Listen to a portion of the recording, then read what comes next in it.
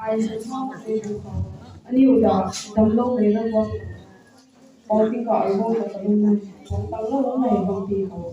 cái sự này đó khả dĩ anh yêu đồng cho khả dĩ mấy cái quầy nó theo thảo vâng để la dư là khả dĩ đó là thằng điều này không là ai sẽ cho nó như thế này là đồng vợ lúa lúc bằng đi về nhà cùng quê vắng tuần cày này quần ngồi rèn băng tuần cày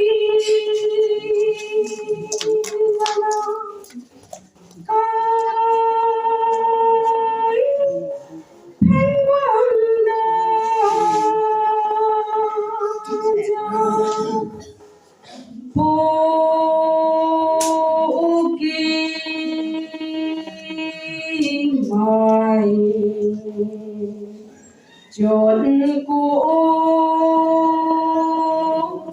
thanh quang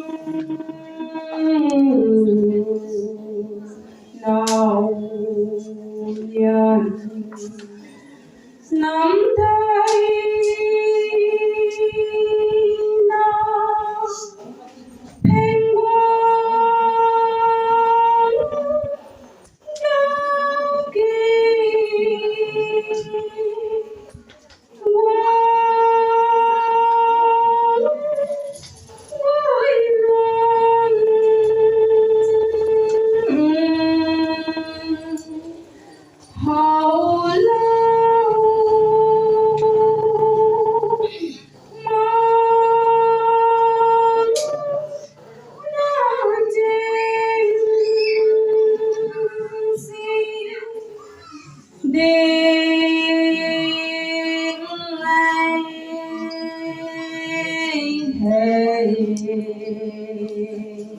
thiện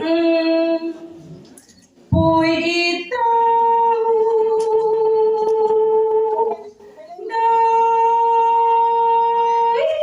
trong lao lao phong thăng chốn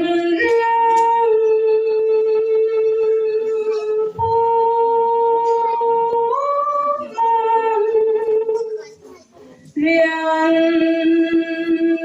anh tu na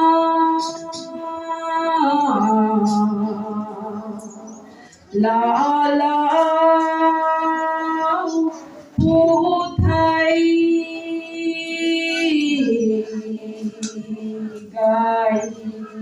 mê tình lệ nay mi cả thân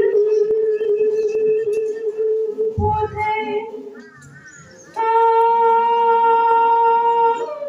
thao can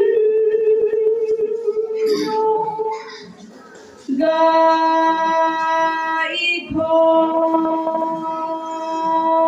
tình say nái đái na dinh quang la mê tu